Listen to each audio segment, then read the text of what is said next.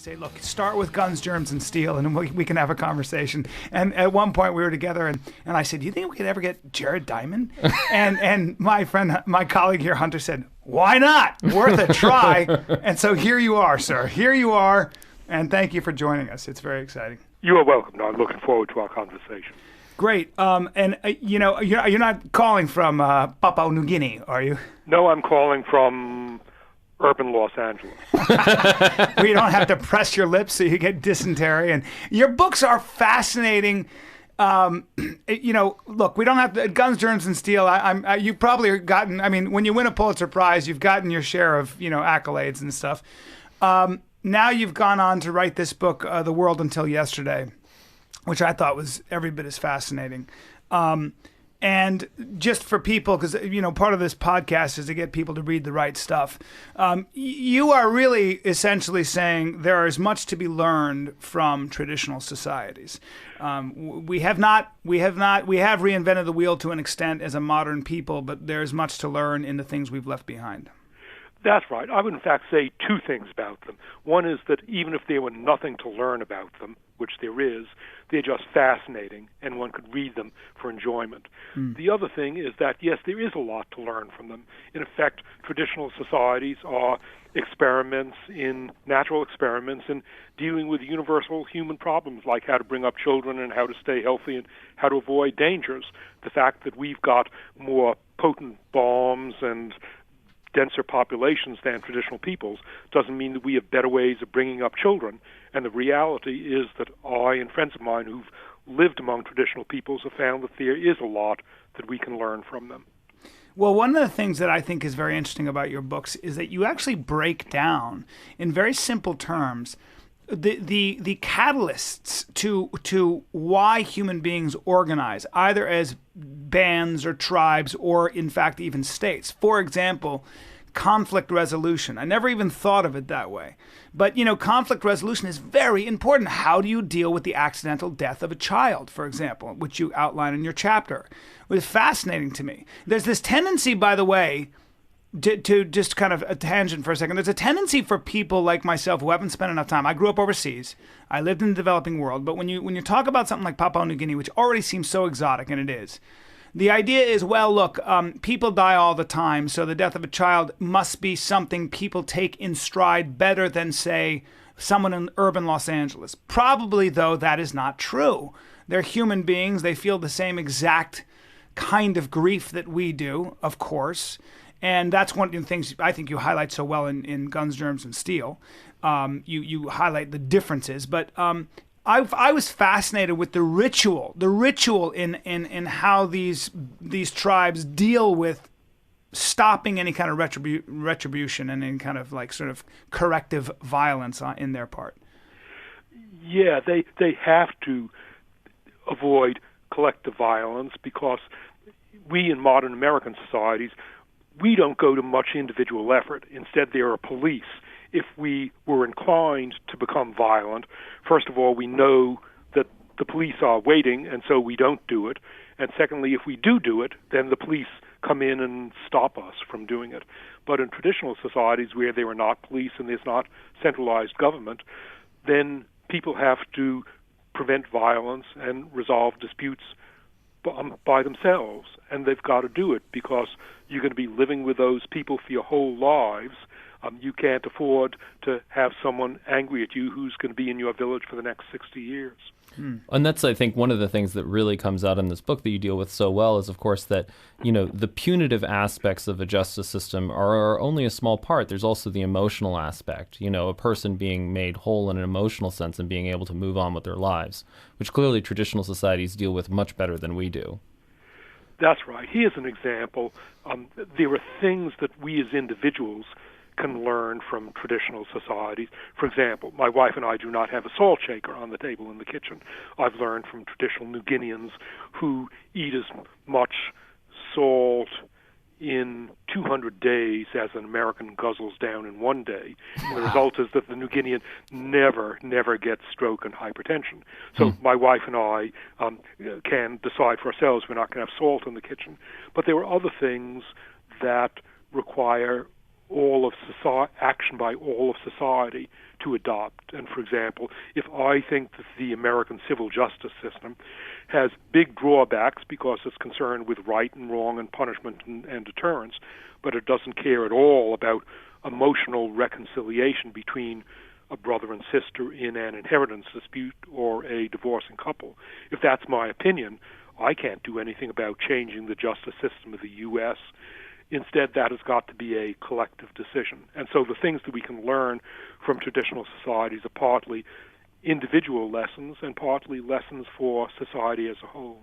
Where are you from, Professor, originally? Originally, Boston, but my accent got messed up subsequently by living in Britain, and Germany, I'm trying to pin. I'm an actor, man. I'm good with accents, and for that matter, Hunter's basically a linguist. And I'm going, where's he's saying society, and I'm trying to figure out where that's from, and that sounds just a hybrid of lots of different influences there. Yeah, my California wife says that she hears in me Boston and New York, where my parents came from, and Britain and Germany. Right. So I talk about Van Nuys, but my wife says it's Van Nuys. Well, because you know why, Professor? Because it is Van Nuys. So I love that you said my California wife. That doesn't mean you have a New Guinea wife or anything. It doesn't mean you practice polygamy in New Guinea. But no, I like monogamy. Talk a little bit about monogamy and traditional societies.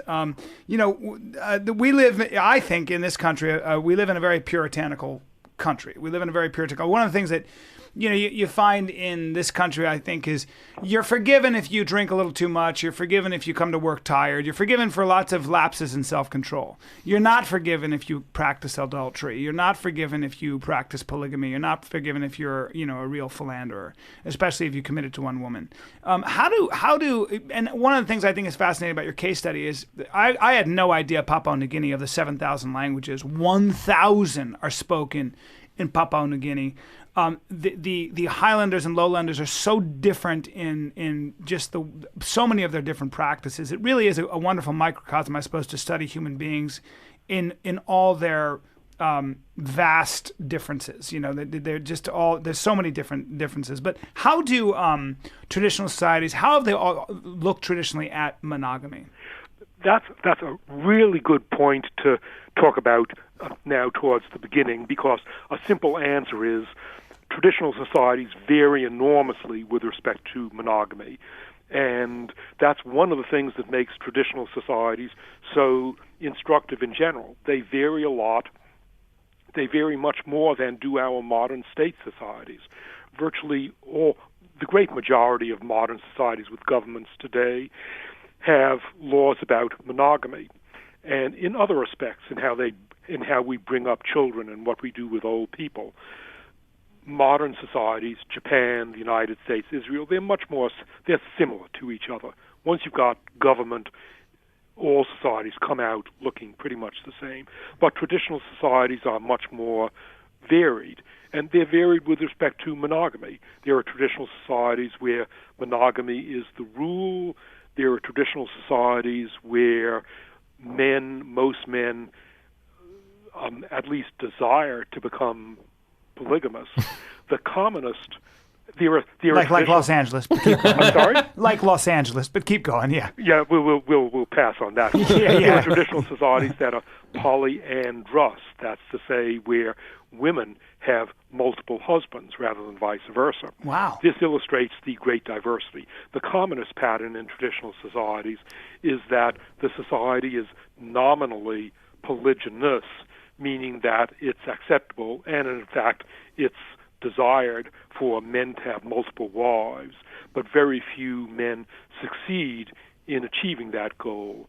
In a society that's called polygynous, really 90% of men are monogamous, have just one wife, and only a small number of men, particularly affluent or socially successful men, succeed in having multiple wives. And you might be interested in the stories of some New Guinea friends of mine about why it really is difficult to have multiple wives. Yes, I am. And I can venture a guess. The amount of time I have to spend on keeping my one wife happy is I'm always tired. So that's getting in that direction. Yeah. So reasons why my New Guinea friends tell me that it's not so wonderful to have multiple wives. There are difficulties. Difficulty number one is that you got to provide food for all of them, which means that the man has got to clear gardens for 5 wives rather than 1 wife. Problem number one. Problem number two is, let's be frank about it, so what are you going to do about sexually satisfying multiple wives? One New Guinea friend of mine, who was in fact, had in fact 2 wives, said that his solution was that each wife, he lived with each wife for 2 weeks, and then he went to the other wife. And because we had a frank relationship, I asked this man, so what do you want to do? What do you do if your other wife gets sexually needy during the 2 weeks when she's off? And he said, what I tell her is, wait your turn. That would not work in the United States. It would not. No, it would not. That's amazing. Although, wouldn't you say that for the most part, and you've studied so many different cultures, do you think that monogamy is certainly more natural than it is unnatural? You hear a lot of people say, well, monogamy is not natural. Well, if you look at most societies, especially the way states are set up, people are, for the most part, monogamous.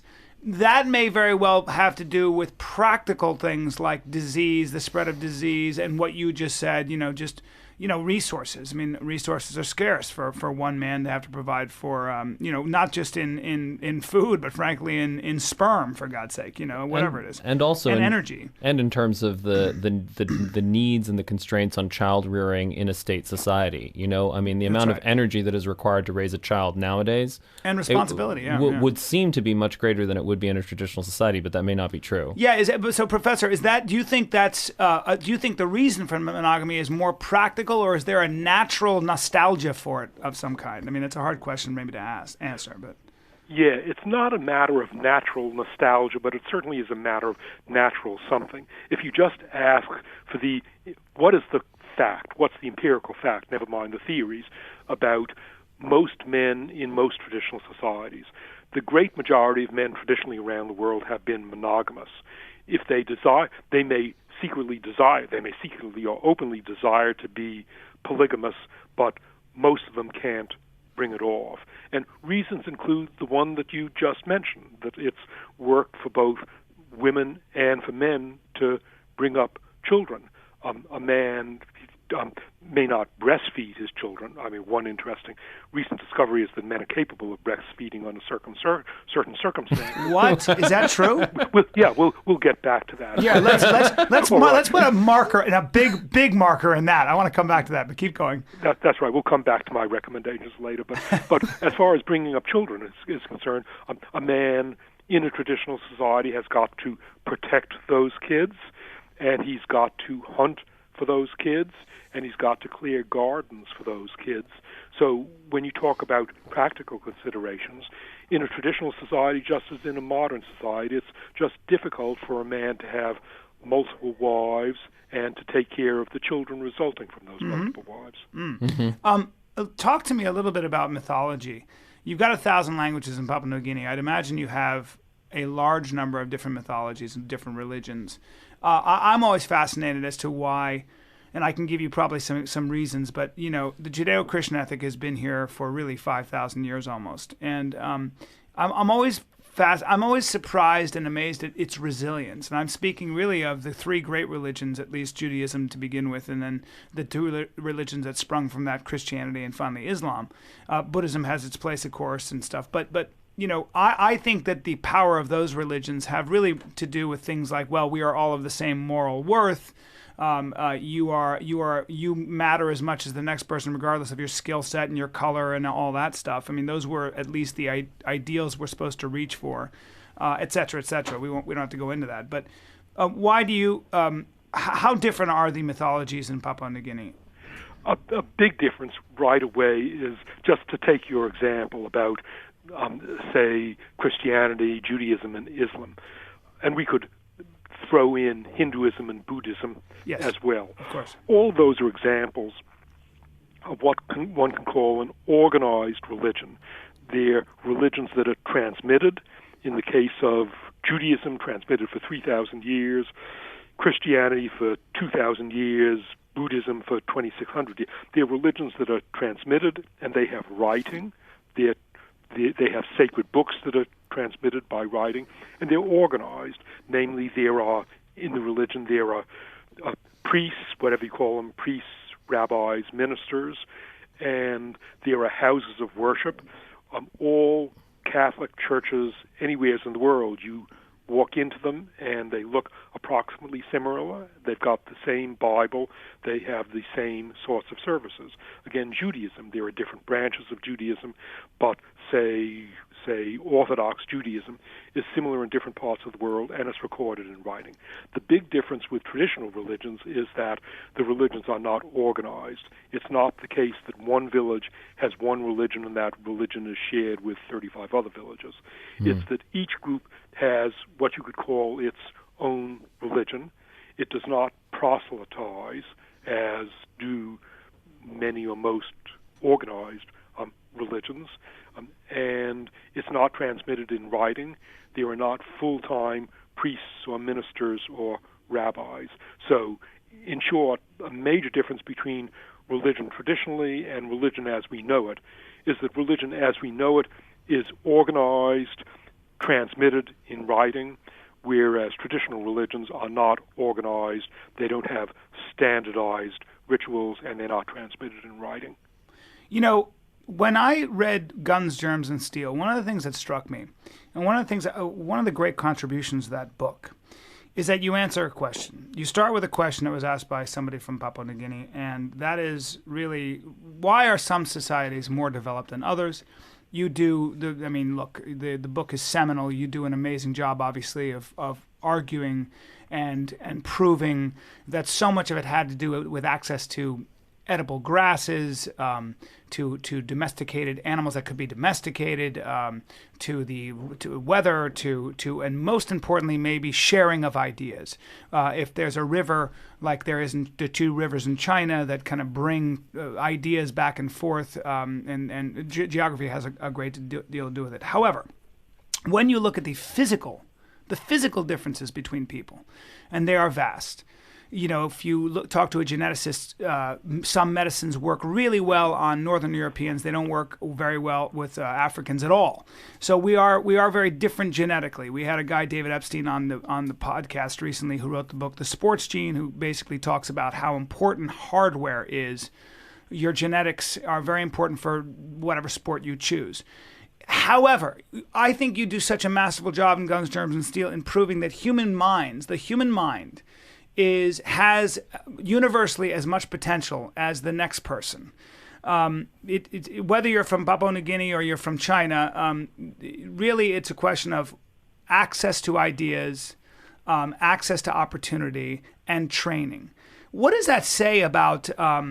Does that ever kind of awe you, the fact that we really are the same, even though we are physically so different, but our mental potential seems to be, and you've done such a good job of proving that, seems to be that, you know, whether you're black, whether you're from Papua New Guinea, whether you're an Aboriginal Australian, you have the potential to be anything that a Northern European is. It's just a question of the opportunities given to you. What does that say to you? Do you ever, as a science-minded guy, which I'm sure you are, does it ever kind of make you feel like there's a God? Does it awe you in that sense? I hope you're getting my question. I'm kind of... Yeah, no, I get the question. I would use the word fascinate rather than awe. Namely, yes, it fascinates me that peoples in different parts of the world are in some respect so much the same, and in other respects they're so different. You began by talking about the differences between people. Yes, there are big differences between people, and they're particularly the visible differences. People differ in things that we can see. Namely, different peoples differ in skin color, hair color, height, form of face, form of hair, eye color. So there are those visible differences. There are also metabolic differences and biochemical differences. Africans and Southeast Asians have genes that provide resistance against malaria. Swedes and Northern Europeans don't have genes that provide resistance against malaria because there wasn't malaria in Sweden.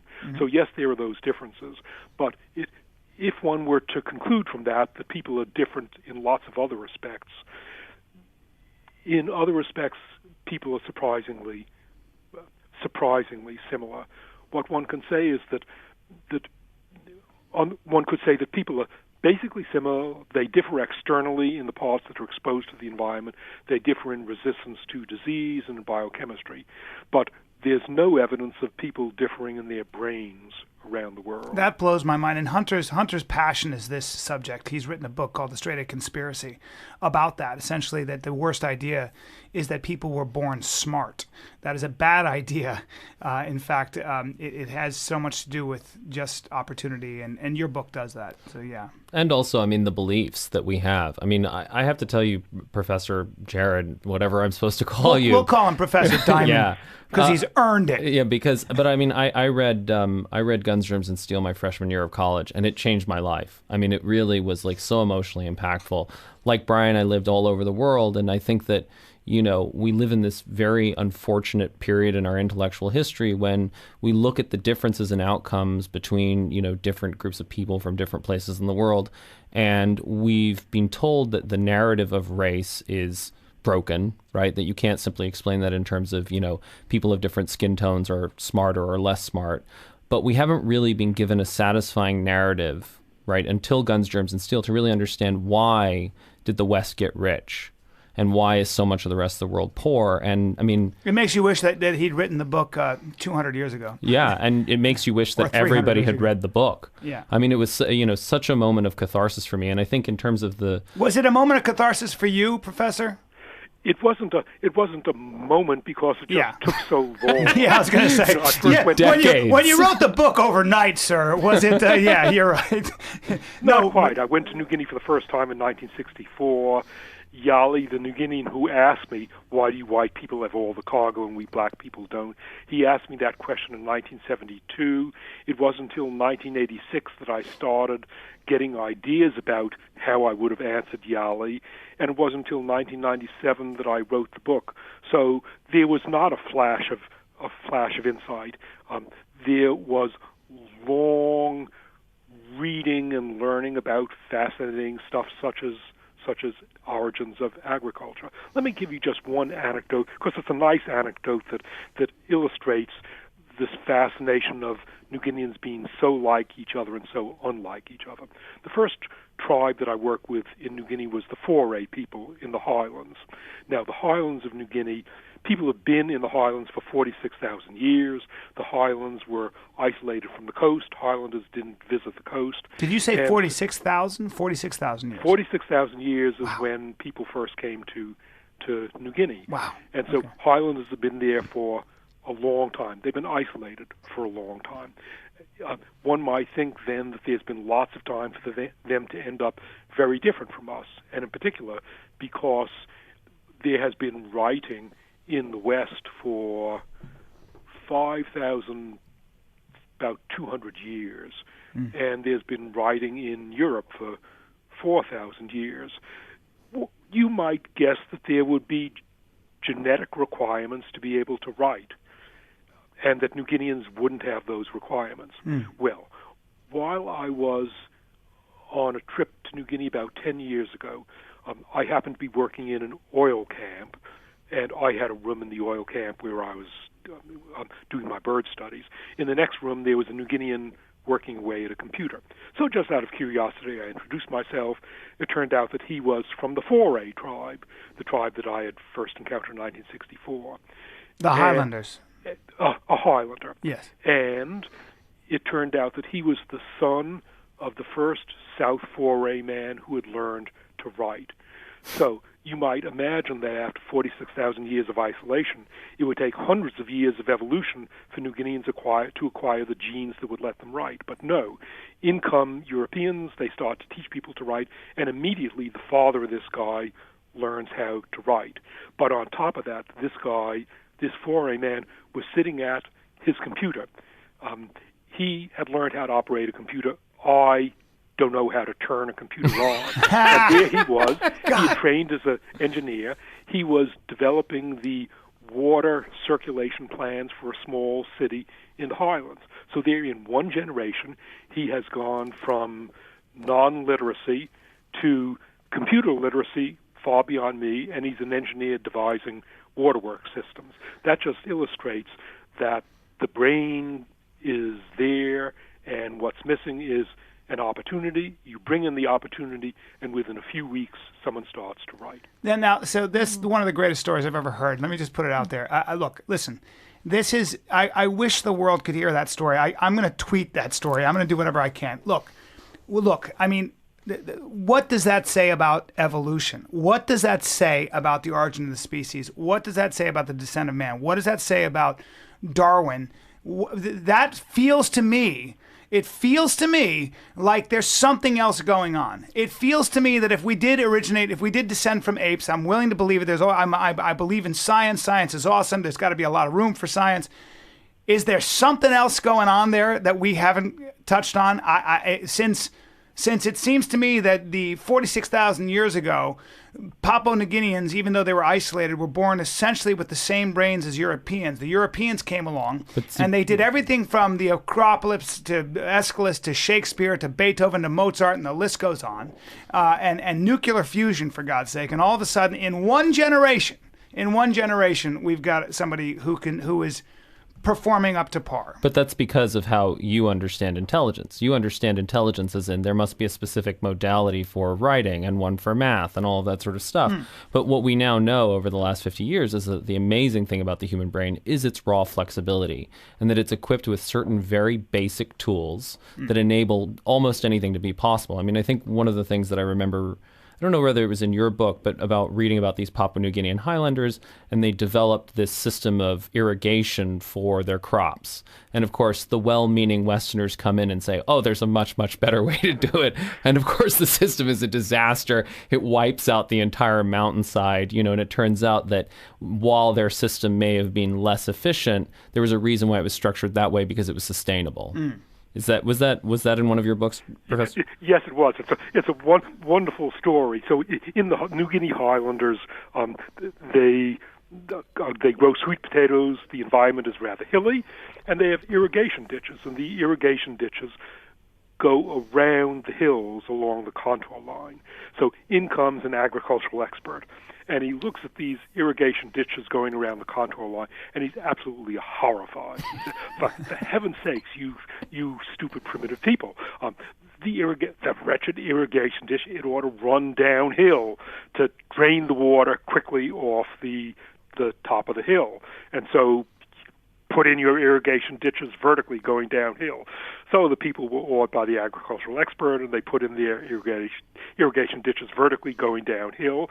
And as soon as the rains began next year, within a short time, not only the water, but most of the topsoil on top of the hill was down at the bottom of the hill, because this is an area with rainfall up to 700 inches per year, and you do not want an irrigation ditch that runs straight downhill, otherwise it's going to become a river and carry away your topsoil. Well, in 46,000 years, New Guineans have had the opportunity to figure that out. Yeah, they had 46,000 years. You might want to listen to culture that's been around there for that long. What do you question in some ways not the basic tenets of evolution, but it does seem like our brains started pretty perfectly, didn't they? I mean, I don't know.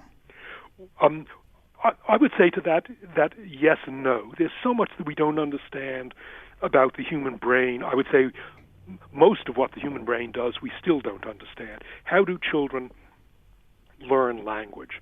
Within a year or so, these very complicated languages, a baby starts with words, and within a short time, it's coming out with grammar and prepositions and conjunctions. It's suspected that there are some genetic programs that help the baby learn grammar and language, but we understand them to a limited degree. The other side of it, though, is going back to one of the things that you said. Is there something that surprises me about the human brain? The other part of the answer is no. The human brain is a multi-purpose instrument. It's not that the human brain had some genes for computers. that we're waiting for 6 million years unused until computers get invented in 1944. Instead, the human brain is a multi-purpose instrument, and the brain can learn how to operate computers. The brain can learn how to write. The brain will learn how to do new things that haven't been invented 25 years ago. My brain learned how to use slide rules. My son's brains learned how to use pocket calculators. The same brain that Cro-Magnons had 25,000 years ago and let them do cave paintings in Europe, that brain also lets them use computers today. So yes, the brain is a multi-purpose instrument. Did we have the same brains as Cro-Magnons? Do we know that? We don't know it. Well, we don't know it for sure. There's no way that we would know it. What one can say is that we've got DNA sequences from people of tens of thousands of years ago, and one can recognize differences between DNA today and DNA 10,000 years ago. That 10,000 years ago there were slightly larger teeth. Okay, our teeth today are smaller than 10,000 years ago. Big deal. Yeah. But there's no indication of changes in the genes for language between now and 10,000 years ago. 200,000 years ago, maybe yes, but 10,000 years ago, no. And I would expect that if we had a time machine and we could get one of those Cro-Magnons painting in Lascaux Cave 18,000 years ago and bring them onto the UCLA campus and dress them up in jeans and a Lacoste shirt, that Cro-Magnon would pass unnoticed and would be able to get A in my classes. That's amazing. That's really amazing. I think I might start preaching intelligent design. I'm going to move to Kansas. But I mean, when I hear stories like that, I do understand sort of the religious point of view. I can understand where they go, wait a minute, hold on. Evolution is not explaining certain things. That story it does, is a classic. Brian. The point is that, you are a historian. So, you understand change. I'm not a historian, but I talk to historians. Well, but you majored in history, and so you understand change on a certain time scale. The time scale on which evolution works is incredibly long, and it's incredibly slow. And it's how does that evolution happen? One of the big things is it people tend to think of it in terms of a gradual accumulation of mutations, right? And that these things sort of evolve slowly over time, but it may be much more what's called punctuated equilibrium, where there are these massive changes and then it's fairly stable for a long time. I mean, a lot of this stuff is debated and it's not understood, but the point is that what's breaking down when people talk about intelligent design is that the model they have of evolution doesn't work. Right. But the problem is not evolution. Yeah, it's obviously. that they have a simplistic... There's no question that evolution is a big part of science. Brian, I just don't want you to get yourself in trouble here. I'm just here to preach the power of Jesus. Professor, are you a religious man? Have you become more religious as you've gotten older? Are you less religious? What has all this study done to you as far as has it changed the way you fundamentally think about everything? No, I'm not a religious person, and if anything, I've got less religious. In my recent book, The World Until Yesterday, I have a chapter on the development of religion, and near the beginning of that chapter, I wrote a parable. Now, I wrote it myself, but I must say the parable then really got to me. I asked myself, what would happen if some intelligent creature from the Andromeda Nebula were able to visit Earth? This creature would have run around the universe, come across intelligent beings in all sorts of galaxies, and eventually, after visiting the intelligent blobs and plants and stuff elsewhere, the creature comes to Earth. On Earth, the creature discovers that there's this strange species called humans, which has a high opinion of itself. The humans believe that the whole universe was created by something that then proceeded to create humans in their own image. And nevertheless, different humans have different views and kill each other over different views of what this remarkable creature had. Now, the visitor from the Andromeda Galaxy right away knows this is nonsense because the visitor has run around the universe and he knows that humans are not a particularly impressive species. There are much more intelligent species elsewhere. Surely, if there is an advanced being that created the universe, that advanced being is not going to be similar to this pretty wretched species on planet Earth, humans, and therefore the visitor asks, so why is it that religion, which is patently a delusion, why is it then that religion evolved and it's found in all human societies? It must be doing some good. And so my chapter on religion asks, what are the reasons that religion developed among humans? What good does religion do, with the result that essentially all human societies are religious? Because if it didn't do good, atheists would have taken over the world. Yeah, well, you answer that question well in the chapter, too. I mean, in that, look, anybody who has children, dealing with the death of a child or dealing with the things that you can't explain, when you're alone and scared and hungry and you don't know, you think that the maker's at the door. Living, I'm sure, where the average life expectancy in Papua New Guinea is, people 60 years old is very old. And you tell a story when you showed up when you were 46 and they had a teenage boy have to follow you around to help you because you were half dead. I mean, that's going to make you, it's pretty easy to be, in some ways, an atheist when you've got plenty to eat and you're very comfortable. I would imagine that, it's that old saying, there are no atheists in a foxhole.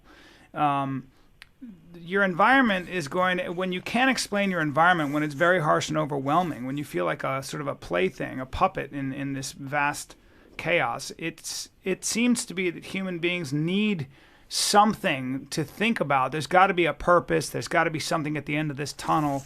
At the end of this suffering, all of this work is not for naught, and et cetera, right? I mean, that's right. That's one of the reasons. It's one of about 7 reasons why religion is so widespread.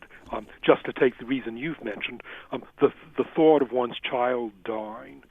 Thank God it hasn't happened to me, but I have plenty of friends whose children did die, and it's unbearable. I don't know how people go through their lives with it, and I can see that someone whose child has died or whose spouse has died, the belief that you're eventually going to some place where you re-encounter your dead child, the alternative is unbearable.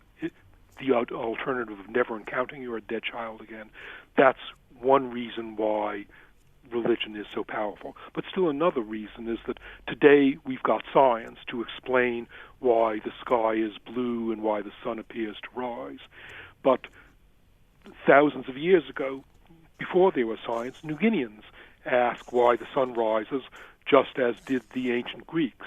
The ancient Greeks, some of them at least, figured out the answer. And Copernicus and Tycho Brahe figured out the answer. But if you don't have modern astronomy, you still see that the sun moves across the sky. It cries out for explanation. It happens every day. And therefore, you got to come up with some explanation. In the absence of science, the traditional explanations were what we call religion. Now we have science, and science has gradually encroached on religion, so that the majority of Americans don't invoke God to explain why the sun moves across the sky. Most Americans would not, like the ancient Greeks, say that the sun is loaded into a chariot pulled by Apollo each morning. Well, so, they would be wrong, but keep going. Yeah, I know what you mean, yeah. We can continue that discussion. Yeah. To go back to also what you said earlier about, when you talk about the great organized religions, I mean, that's, and you do talk about that as a reason too. So much of what religion does is it binds people into very, very large groups. It's an effective force for that. And I mean, I don't know if you've read Darwin's Cathedral. Yes, indeed. Yeah, and it's an excellent book, and I mean, does such a good job of making the case for that also as one of the functions of religion is that it takes people beyond the group of 150 or so and can bind them into a mass movement of millions or hundreds of millions. It also provides inspiration, doesn't it? Doesn't it, Professor? I mean, it provides inspiration. It feels like this idea that there's something bigger than me that I'm working for here. Yes, yeah, right away. So we've now got at least 4 different functions, if you want to call them, of religion. As you said, religion binds people into groups. It provides something that you share with other people. I have a good friend who would probably say, I'm not sure if there's a God. I don't know if I believe in God, but she's nevertheless religious. She goes to church every week because her religion, her church is a focus of her social life. That's something that religion provides. And then, as you say, religion also provides inspiration, either inspiration to provide a meaning for life or inspiration to enable you to go on after your child has been killed, or inspiration to convince you to go risk your life fighting against other people who would like to conquer your country. Why should you give your life? Well, religion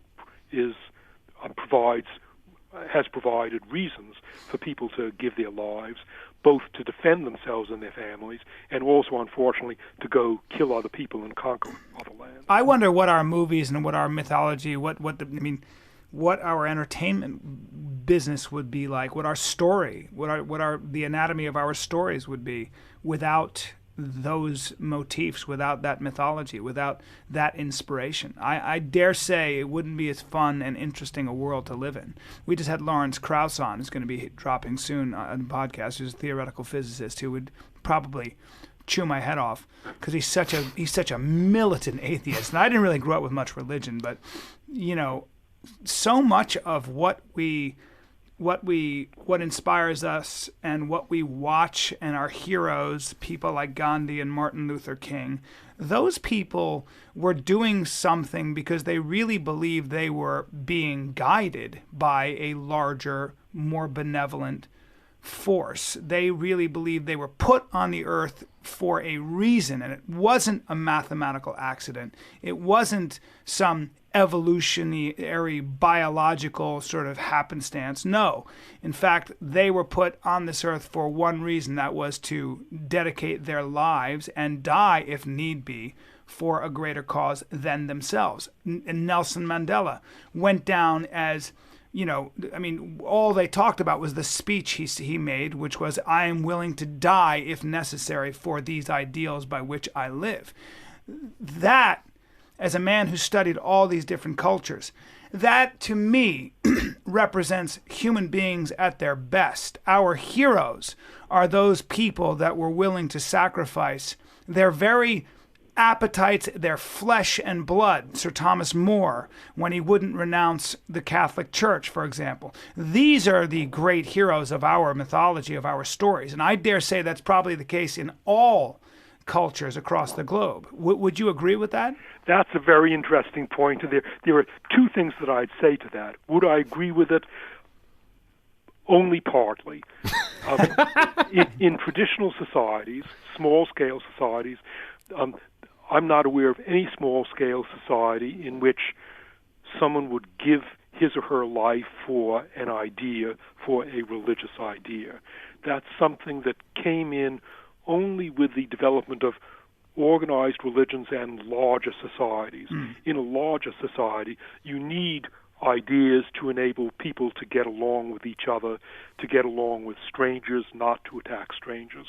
And those ideas that make state government and living in large populations possible, those ideas, at least initially, were religious ideas which provide reasons why you shouldn't go out there and kill the first stranger that you see.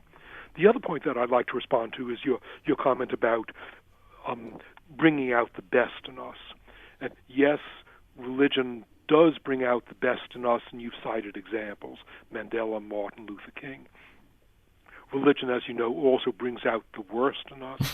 The biggest slaughters in human history have been carried out in the name of religion. So religion is a strong motivating force, both for good and, sadly, sometimes for evil. But that's also the nature of what religion does. And, David Sloan Wilson in Darwin's Cathedral, Jonathan Haidt in The Happiness Hypothesis really lay this out, which is religion elevates you out of yourself and makes you part of that larger unthinking unit.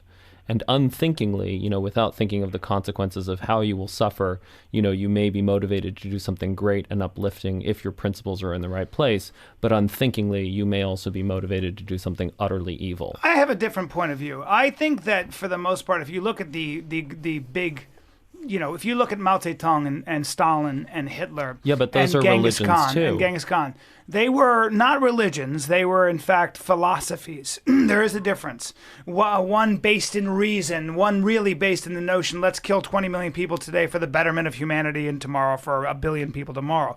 That was a mathematical and reasonable and very coldly calculated idea. Yes, the Inquisition, yes, the Islamic Crusades and things killed a lot of people, but I actually think that might have been just the work of sociopaths who were hijacking religion as a reason to do so. I think that religion in that sense, and I'm not a religious guy, but I think religion and organized religion in that sense gets a bad rap. Of course, there is the Book of Deuteronomy, and I think you talk about that in your book as well. I mean, there is you wouldn't want to hang out with the Israelites. I mean, the Book of Joshua, which you talk about. I mean, Joshua basically put to death everybody, including the animals, in all 400 cities because they were non-believers. And God was his God was a wrathful God. So you probably wouldn't want to hang out with the ancient Israelites. I guess I'm kind of making your point for you around the way. I don't know. Human beings are murderous. Yeah, the ancient Israelites did not have a monopoly on slaughter, and slaughter is not something that only sociopaths do. When the first Spanish explorers came to the New World, or when British explorers came to North America or came to Australia, it wasn't just the odd sociopath who killed Indians. The average Joe Blow killed Indians and regarded them as people that don't have rights. Right. But I mean, really, I think if we're going to say that Stalin or Mao was an entirely rational, calculating figure, or whether you're talking about the Crusades, either way, whether it's driven by religion or whether it's driven by reason, in both cases, the problem is a breakdown in empathy. Right, that's the real problem when you stop seeing the other in yourself and the other. Blind belief system. That's right, and I think that's what part of what's so great about The World Until Yesterday and Guns, Germs and Steel and Collapse is all of your work really seems to draw together that theme of empathy and a reconciliation between the different parts of humanity, the different periods of history, and just understanding that fundamentally, yes, our circumstances may be different, but we're really basically in the ways that really matter in terms of our feelings, our desires, our drives, we're basically the same. That's one of the things that I learned soonest in New Guinea. When I went out to New Guinea in 1964, having no idea what I would encounter there, I knew that these people were exotic in the sense that they had stone tools and they didn't have writing. I didn't know what they were going to be like emotionally, and I discovered pretty quickly. I found that New Guineans laughed at the same things that I found funny, and they got scared at the same things that scared me, and they cried at the same things that made me cry. So emotionally, people are people. Now, emotionally, of course, people can be brought up differently, but potentially people have the same range of emotions around the world. You have that amazing picture in your book about the I think it was 1931 when the first time the New Guineans had seen white people, and this Australian was walking up to him with a hat and clothing, and he was crying. He was so terrified. That's right. That's something that I've seen firsthand myself. Fortunately, I've never made first contact with the New Guinea tribe. It's absolutely terrifying and dangerous. But there are individual New Guineans with whom I've made first contact. And I recall an occasion when I was in a remote mountain village in Indonesian New Guinea, where the adults had been out to the coast and had seen Europeans, but there was this baby, 1.5, 2 years old, being held by its mother. And so the baby had its back. I came in there, the baby had its back to me. The baby was laughing and playing with its mother, and I could hear the baby laughing and smiling and cooing. And then the baby turned around and looked at me, and within a fraction of a second, the baby's face turned from smile and laughter to an expression of absolute horror at seeing his first white person. Wow. And then the baby started howling in terror. That was first contact. Wow. That says a lot about human beings and how we react to things that are new and things that we don't understand. It is in our genes. Yeah. Yeah. And I mean, that's one of the things that I also loved is just the degree to which so much of the warfare that you find in places like Papua New Guinea is mostly intra-tribal rather than inter-tribal. It's a lot of fighting amongst ourselves rather than fighting amongst different groups. That's right. Yeah. It is true that among New Guinea groups, people have to deal with neighbors, and sometimes they end up fighting with neighbors. They're as likely to fight with neighbors if the neighbors speak their own language as if the neighbors speak different languages. And so, for example, one of the chapters in my book, I think it's chapter 3, I think chapter 3 of The World Until Yesterday, is about the Danai people, D-A-N-I, the largest language group in Indonesian New Guinea. There are about 150,000 of them, and traditionally there was lots of fighting among the Danai. The Danai were surrounded by other Danai, and all the fighting was Danai fighting against other Danai. What did you go to Papua New Guinea for in the first place? Were you going there? You were a geologist. Were you going there to study birds? Two things. I went there to study birds because New Guinea has the world's most beautiful and interesting birds, the bird's paradise and bowerbirds. And I went there for adventure. This was 1964. I was unmarried, craving adventure, young and ignorant. Wow. And at that time, New Guinea was the wildest, most adventurous part of the world. You're a a very smart man, but you're kind of a badass, I have to say. I mean, I wouldn't do that. That's I hang out with fighters, and that's a pretty badass thing to do, man. Go to a land of cannibalism. That is, that was when there were cannibals still, weren't there? That's right, but there are rules about who you eat. And when I went to New Guinea, there was still there had been cannibalism going on recently. There were two sorts of people who got eaten. You ate your own dead relatives in order to show them respect. Delicious. One of my New Guineans, the second year that I was there, he quit his job with me because his prospective son-in-law, the man who was engaged to his daughter, had just died, and he was expected and entitled to take part in the funeral feast and eat his dead son-in-law. So you eat your own dead relatives, and also you may eat your tribal enemies whom you've killed in war, but I was neither a dead relative nor was I traditional enemy of any New Guinean. Wow. So I never felt at risk of being eaten. What would they eat? What part of the body would they eat, and how would they prepare it? They eat the whole body, and as for how they prepare it, I'm not sure if you want the answer. I do want the answer. Okay. And then I want to get to breastfeeding. We have to remember that. Just keep. But go ahead. How do they prepare the body? There are two sorts of ways to prepare the body, which involve either cooking or not cooking. If you cook the body, you can cook it in the same ways that you would cook a pig. You broil it. You put it in a fire pit. The alternative is not to cook the body, and this goes on in the hot tropical lowlands. One of the areas where I worked, if someone died, the people put the body on a raised platform with holes and slats at the bottom. And underneath, you asked for this, I'm telling you. I'm ready. Underneath the holes, they put a pail. And in the hot tropical sun, the body would liquefy, and maggots would grow in the body, and the flesh would gradually liquefy, and the juices would drip off the body into the pail. And then I'm told, I never saw this happening, but I was told that people would dip their sweet potatoes into the juices that dripped off into the pail. You may now get a sense for why, if I had been offered the opportunity, I would not have participated in cannibalism. I was going to say, and I'm amazed that people didn't die of disease. Doesn't that seems highly... They do. Kuru. Kuru.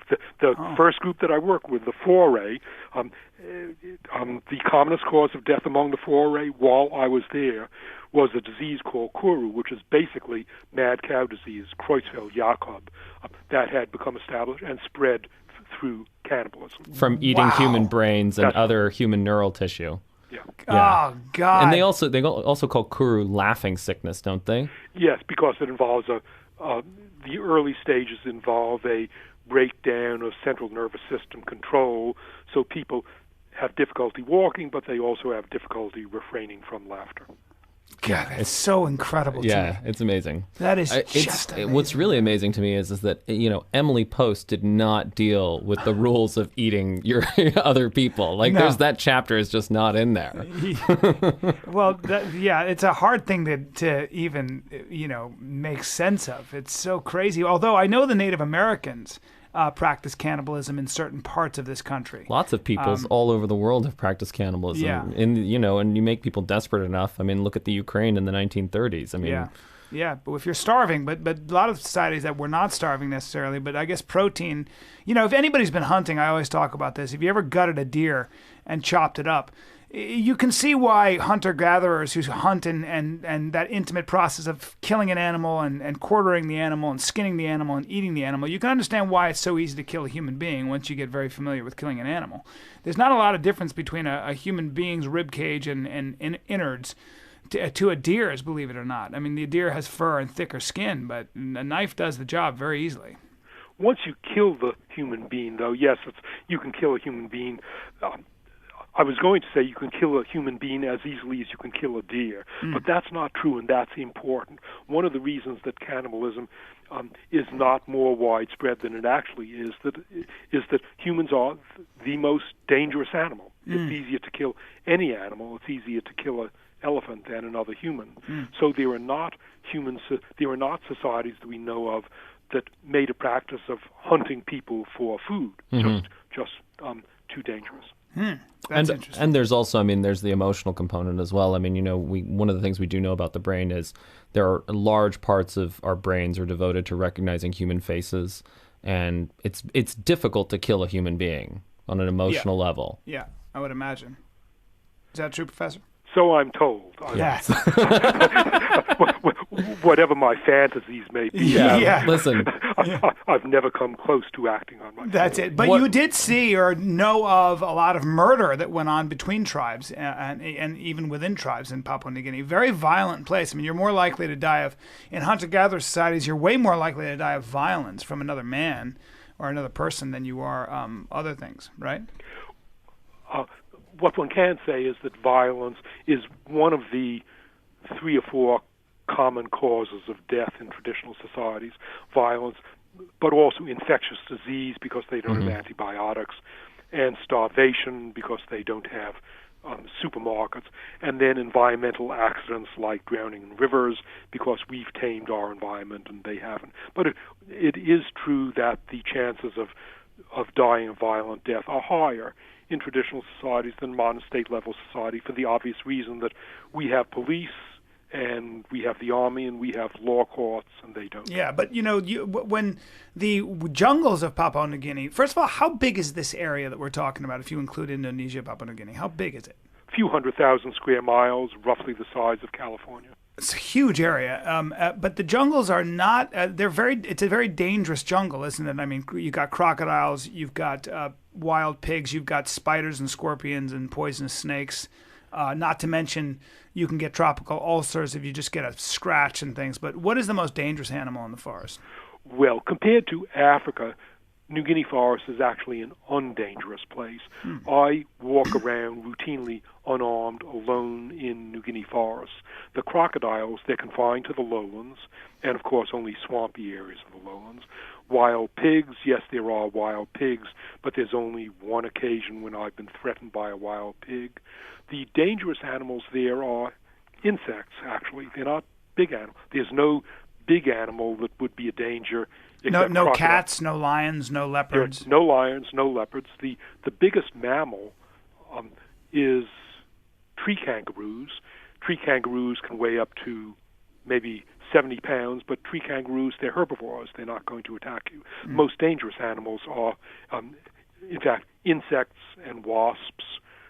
I remember being with a New Guinean going around the forest. He pointed out an ant mound and he said, "Watch out, if you get into that mound, they'll kill you." Wow. Really? Yeah. And also the biggest spider that I ever saw, I still have nightmares about this, was a spider. Let me just pull out a ruler now. A spider whose body was about 8 inches in diameter. Oh, God. That's not cool. Amazing. Something That's really not to cool. give you Ugh. nightmares. Yeah, I don't like that at all. No. And what about scorpions? They have scorpions and poisonous snakes as well, Oh, yes, right? they're scorpions. So whenever you put your boots on in the morning, the first thing you do is to take your boots and shake them out to shake out any scorpion that was in your boots. There's a friend of mine from a German family who actually grew up in New Guinea, and she didn't move back to Germany and Switzerland until she was a teenager. She has not been able to shake the habit. So 20 years later, when she gets up, the first thing she does is still to shake out her shoes, Yeah. to shake out the scorpions. Wow. I get it. Yeah. I understand that. I don't want scorpions on my feet. That's not a good time. No. It only takes you one lesson of I had a lesson once. I in the morning I was putting on my boots and I reached in the dark to pull up my boots and I felt a stinging. I never saw what caused the stinging, but the stinging was on my ring finger, the fourth finger of my left hand, which has my wedding ring, and I realized with horror that my finger was swelling up.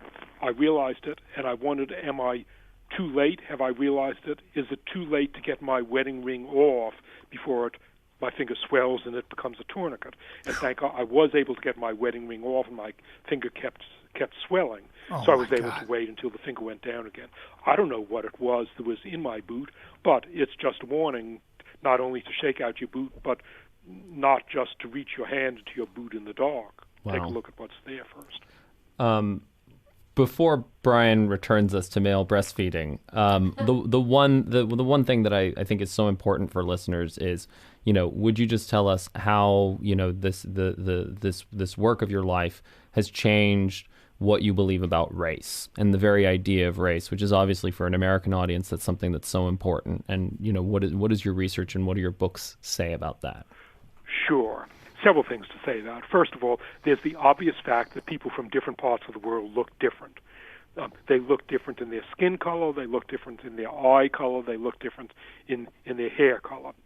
That's the first thing. Second thing is that you can then use those differences to classify people. If you classify people, though, they don't fall into neat pigeonholes. It's not that there are 1 billion people with dark skins and 1 billion people with white skins and nobody in between.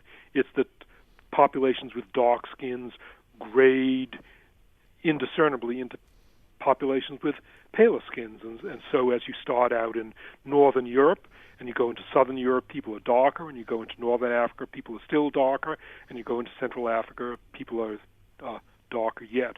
Therefore, races as clean divisions between people, they don't exist. But nevertheless, you can't go to the opposite extreme and say that people look the same everywhere, because everybody knows that they don't look the same everywhere. And then, of course, what does race have anything to do with human potential? There are lots of racists who put a lot of effort into trying to establish that race has something to do with human potential, and they haven't come up with any evidence yet. Amen. Evidence against it are that South Foray man in the next room, the son of the first person who learned to write, who ended up at a computer devising waterworks systems, but I couldn't turn on his computer. Why the difference? Why is there such a difference? Is the highlands very hard to get to? Is that why they were so isolated?